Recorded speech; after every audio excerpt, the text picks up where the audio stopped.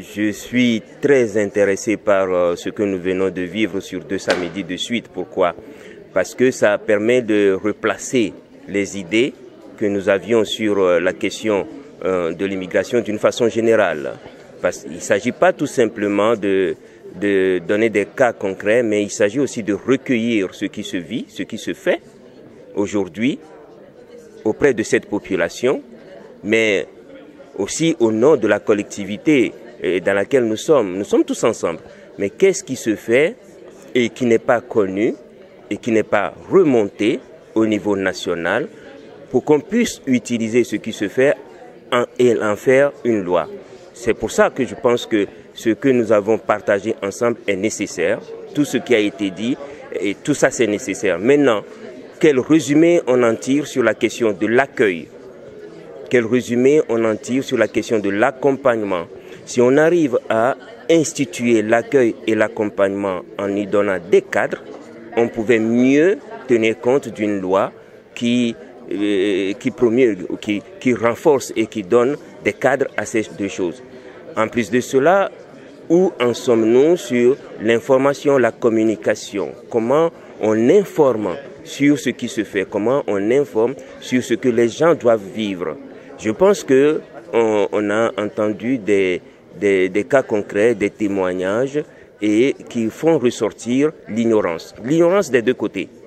L'ignorance d'abord de la population accueillie sur la loi, sur les règles, sur les cadres d'accueil de séjour en France, et puis l'ignorance de nos concitoyens sur le vécu de cette population-là et l'ignorance de nos concitoyens sur ce que nous faisons, nous, associations, les collectivités locales, ce qui est fait sur place. Évidemment, je pense qu'il est bien qu'on en tire une leçon pour nous aussi, après, suite à ces conventions, qu'on ne s'arrête pas simplement à des rassemblements, mais qu'on soit force de proposition.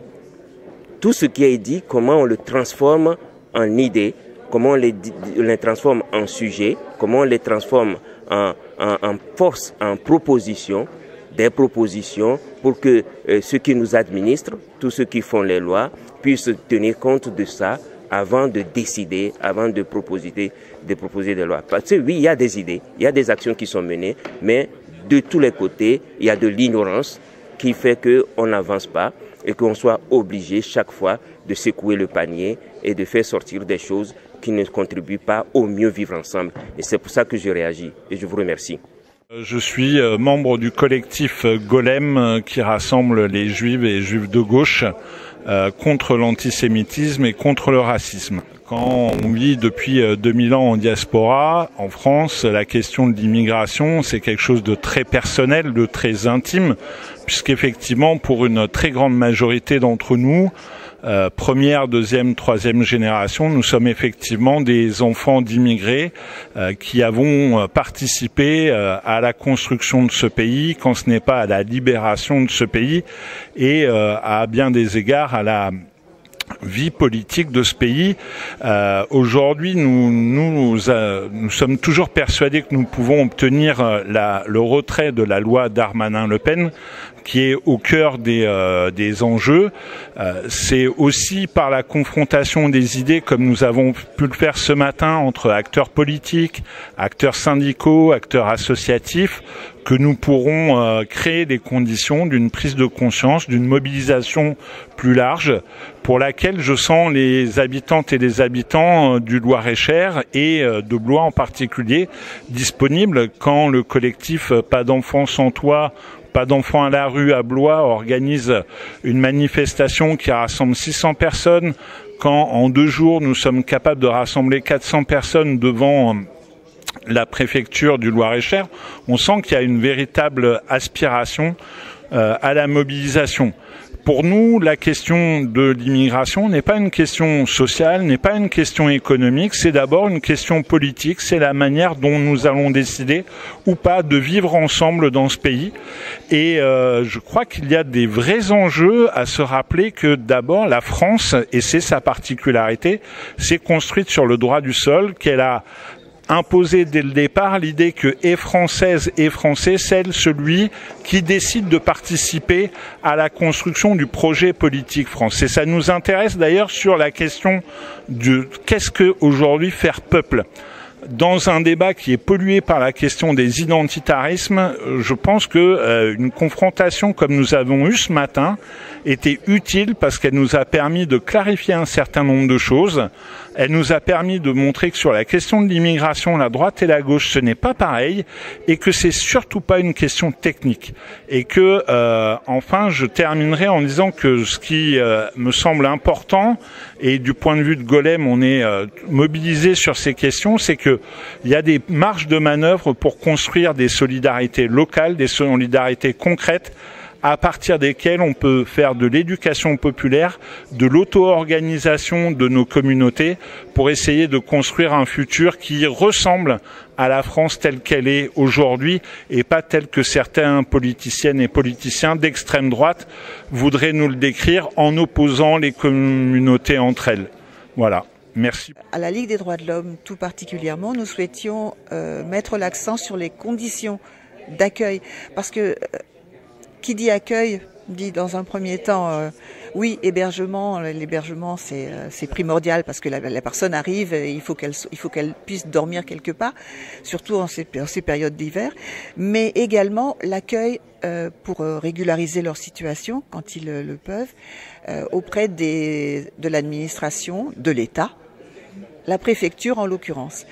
Et là, nous avons un gros problème depuis notamment plusieurs mois, depuis notre changement de préfet.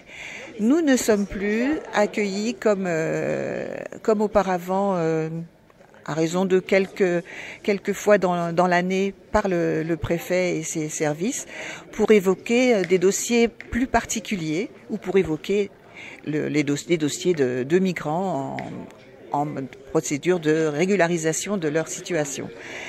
De même d'ailleurs que le collectif des sans-papiers.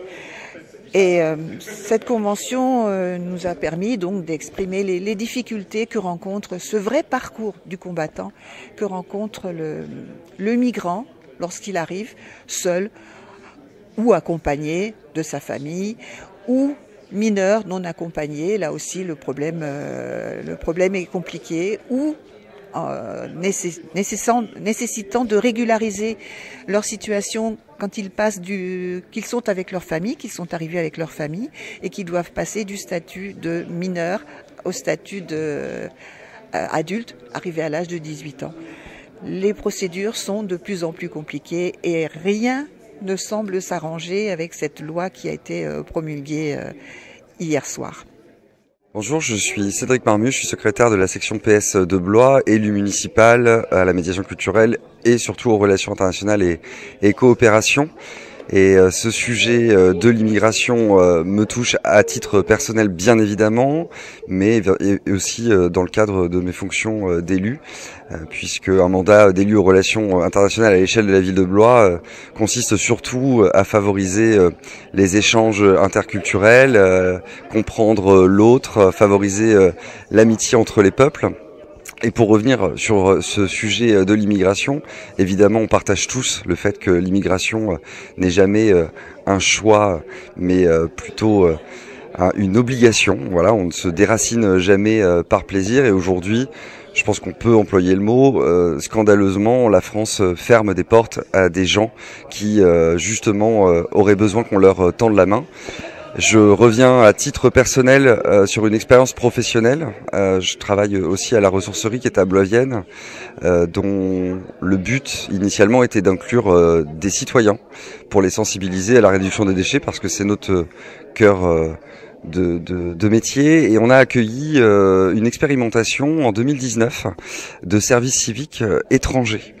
Les services civiques sont bien sûr réservés aux citoyens français, mais il y a eu une expérimentation et donc on a eu l'opportunité, la chance d'accueillir un jeune Afghan qui parlait pas très bien français, qui est venu avec d'autres services civiques en même temps, qui eux étaient français, et puis qui a participé à la vie de l'association.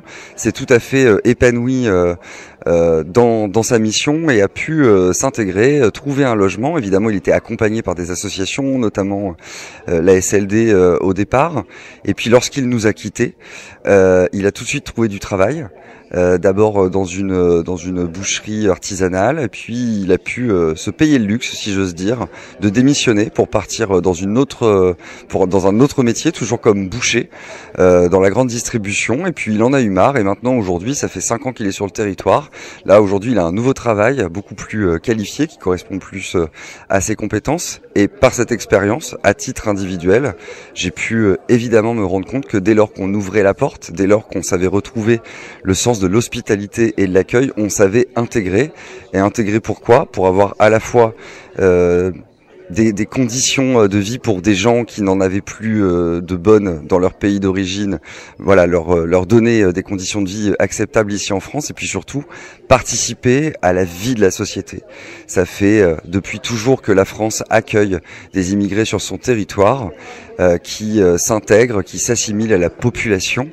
Et ça ne pose aucun problème au regard de l'histoire. Et donc aujourd'hui, je pense qu'on est tous réunis à la fois pour s'indigner du constat qui est fait sur l'immigration, qui stigmatise les personnes dans ces situations, mais il faut rappeler que c'est l'État qui stigmatise ces gens en ne leur offrant pas les droits qui leur permettraient justement de s'installer correctement et de leur donner les conditions de s'intégrer. Et donc le politique a un rôle à jouer très important, parce que aujourd'hui, ceux qu'on pointe du doigt, c'est souvent ceux à qui on a fermé la porte. Et donc d'un mot pour conclure, je dirais que aujourd'hui, je pense que les politiques, et notamment la gauche, doivent réaffirmer la nécessité de l'immigration. Et lorsqu'on voit les propos scandaleux du président de la République sur le réarmement démographique, et qu'il prend les femmes pour des ventres, c'est assez scandaleux en termes de droits humains, et surtout qu'il vient justement de confirmer qu'une des solutions, qui est simplement l'immigration, qui nous permet en effet de maintenir les populations dans certains de nos territoires, et donc aussi de maintenir des services publics, de maintenir aussi nos comptes publics à flot. Voilà, l'immigration est aussi une réponse à un enjeu, nous, en France, et on ne veut pas le voir, on se cache les yeux, alors qu'aujourd'hui, on a besoin d'immigration, et qu'aujourd'hui, il n'y a jamais eu aussi peu d'immigration légale en France. On pourrait en effet un peu desserrer les taux, parce qu'il y a des besoins.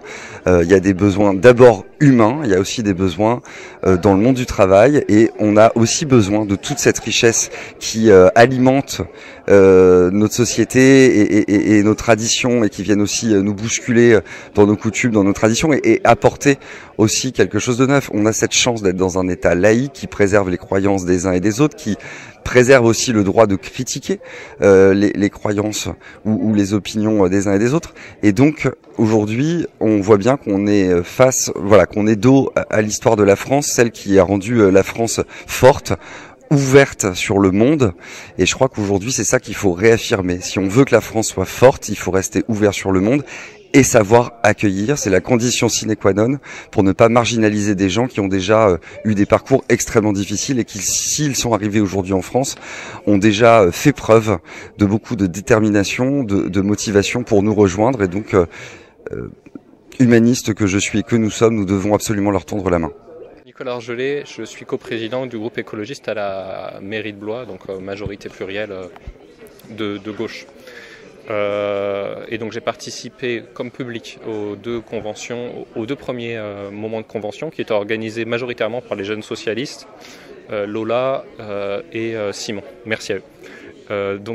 Moi j'étais là aujourd'hui, j'aime suivre déjà parce que culturellement je trouve ça très intéressant de se former sur ces questions qui sont très d'actualité, et que la gauche reconstruise un discours sur l'immigration, sur cette nécessité d'accueil, inconditionnel, et de faire passer notre commune humanité avant toute chose, et même avant même les questions utilitaristes. Souvent on parle d'immigration quand on a sous forme de besoin.